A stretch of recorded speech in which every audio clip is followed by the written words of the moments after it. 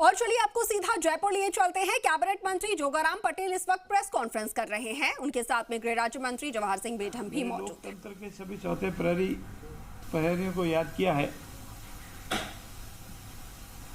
अनेक समय से आपकी अनेक बार क्वेश्चन होते थे यूसीसी समान नागरिक संहिता का क्या होगा। उसी संबंध में आज आपसे वार्ता होगी। राजस्थान समान नागरिक संहिता का कानून लाने की तरफ राजस्थान सरकार ने अपने कदम बढ़ाए हैं। हमारे संविधान के भाग 4 में और आर्टिकल 44 में directive principles of state policy का वर्णन है। जिस तरह से मूलभूत अधिकारों का वर्णन है उसी तरह से ये नीति निर्देशक तत्व का भी वर्णन है। और उसमें सरकारों के लिए ये नियम बनाए गए हैं, अपेक्षा की गई सरकारों से कि वो समस्त नागरिकों के लिए अपने प्रदेश और देश में एक समान सिविल संहिता का गठन करे, निर्माण करे, बनावे और उसका इम्प्लीमेंटेशन भी हो। और इसी के तहत राजस्थान सरकार ने भी यूनिफॉर्म सिविल कोड, जिसका नाम राजस्थान यूनिफॉर्म सिविल कोड दिया है, समान नागरिक संहिता, राजस्थान समान नागरिक संहिता बनाने की ओर बढ़े हैं। इसका तात्पर्य यह है कि देश और प्रदेश में रहने वाले सभी नागरिकों के लिए एक समान कानून होना चाहिए, क्योंकि प्रदेश और देश में विभिन्न धर्मावलियों के लोग, जातियों के लोग, संप्रदाय के लोग रहते हैं और अपने अपने अलग अलग कानून हैं। चाहे वो विवाह या तलाक से संबंधित है, चाहे वो उत्तराधिकार से संबंधित है, चाहे वो संपत्ति को धारण करने से संबंधित है, चाहे वो गोद लेने या देने से संबंधित है, और अनेक व्यक्तिगत मतांतर भी है। उन सब के स्थान पर एक समान नागरिक संहिता का कानून लाया जावे और उसके बाद चाहे हिंदू कोड बिल हो, चाहे मुस्लिम पर्सनल लॉ हो, उनका पालन नहीं होकर के वो समाप्त हो जाएंगे और उसके स्थान पर राजस्थान नागरिक समान कानून जो लागू हो जाएगा, यूसीसी लागू हो जाएगा। और ये अलग अलग व्यक्तिगत कानून जो हैं वो संबंधित हो जाएंगे और पूरे देश और प्रदेश में, देश में बनाने से देश में, अभी हमारे प्रदेश की बात कर रहे हैं, हमारे प्रदेश में एक समान नागरिक संहिता कानून लागू हो जाएगा। इसके पीछे जैसा मैंने अभी बताया कि आर्टिकल 44 में जो हमारा दायित्व दिया गया, सरकारों का दायित्व दिया गया, उसकी पालना है। और साथ ही साथ ये जो हमारा डीपीएसपी है, डायरेक्टिव प्रिंसिपल्स ऑफ लॉ या नीति निर्देशक तत्व, ये संवैधानिक बाध्यता का पालन करना भी सरकारों का दायित्व है। और उसी में पूरे भारत में नागरिकों के लिए एक समान नागरिक संहिता सुनिश्चित करने का प्रयास करने के लिए दायित्व बनाया गया है।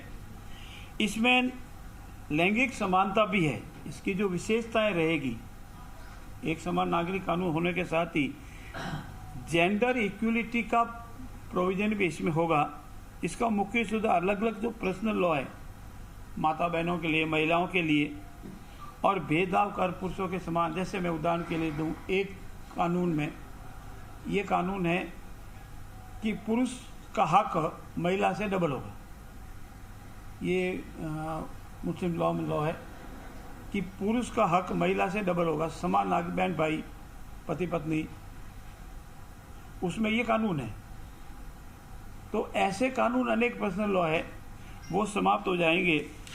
और जैसे नए प्रावधान हो जाएगा, विवाह का पंजीकरण करना, तलाक का पंजीकरण करना, बहुविवाह पद्धति है उसको समाप्त करना, उस पर रोक लगाना, लिव इन रिलेशनशिप अनिवार्य रजिस्ट्रेशन कराना, पैतृक संपत्ति में बेटा बेटी का समान अधिकार होना, उत्तराधिकार में समान अधिकार होना, इन सब के लिए हमारी सरकार पूरा प्रयास कर रही है। और इसके लिए राजस्थान सरकार नागरिक संहिता कानून बनाने हेतु एक विशेषज्ञों की कमेटी का गठन किया है। उसमें माननीय न्यायमूर्ति श्रीमती रंजना प्रकाश देसाई सेवानिवृत्त उच्चतम न्यायालय की न्यायाधिपति रही है, वो हमारी इस कमेटी की अध्यक्ष रहेगी। श्री शत्रुघ्न सिंह सेवानिवृत्त IAS है, सीनियर है, इस मामले में एक्सपर्ट है, वो इसके मेंबर है। बसंत सिंह जी सभा वो इसके सदस्य है। राम स्वरूप जी अग्रवाल रिटायर्ड सेवानिवृत्त प्राचार्य है, वो इसके सदस्य हैं।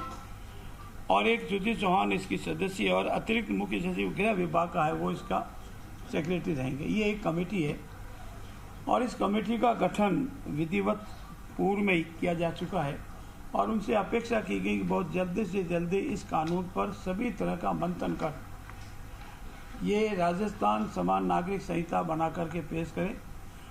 और हमने ये भी उनसे आग्रह किया है कि इस संबंध में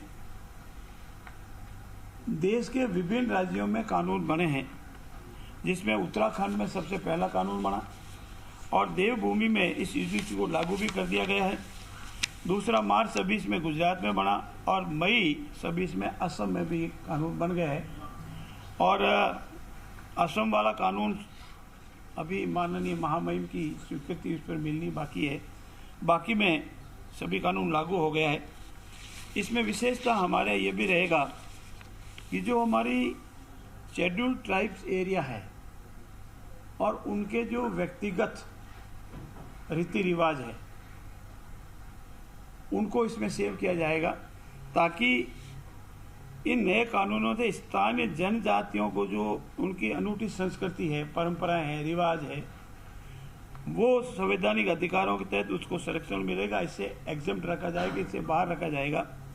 ये मोटे मोटे तौर पर इस कानून में है। इस कानून की खासियत ये भी रहेगी, इसमें सभी वर्गों का जानकारी ली जाएगी, सहमति ली जाएगी। इतना ही नहीं है, आप लोगों ने अगर कभी पढ़ा हो, देखा हो, तो हमारे हिंदुस्तान के एक भाग में ये पहले से लागू था।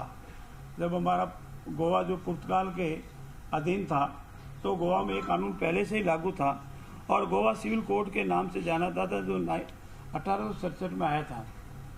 और गोवा जब हिंदुस्तान का हिस्सा बन गया तो भी गोवा में ये कानून उसी तरह लागू रहा। और हमारे सरकार ने ये 14 अप्रैल 2026 को निर्णय ले लिया था कि हमें राजस्थान यूनिफॉर्म सिविल कोड बनाना है और उसके प्रारूप के लिए कमेटी, जैसे मैंने आपसे जिक्र किया, बनाइए। और ये कमेटी के अध्यक्ष में निवेदन किया गया, जल्दी बनाएगी।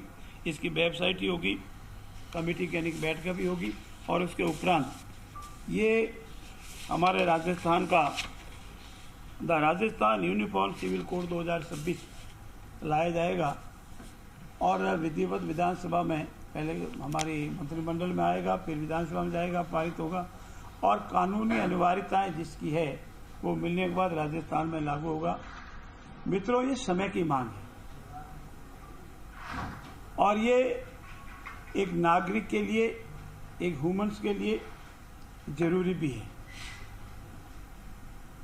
रहा होगा किसी जमाने में किसी कारणों से अलग अलग कानून होंगे, लेकिन अब समान नागरिक संहिता एक समय है, इससे देश में एकरूपता रहती है, भाईचारा रहता है, हर नागरिक अपने आप को एक समान मानता है, देश प्रेम बढ़ता है, इसीलिए जरूरी है। और यही हमारे सामने अब मैं आपसे निवेदन करना था। मैं मेरे साथी मंत्रिपरिषद के साथी वरिष्ठ आदरणीय जवाहर जी मैडम साहब से अनुरोध करूंगा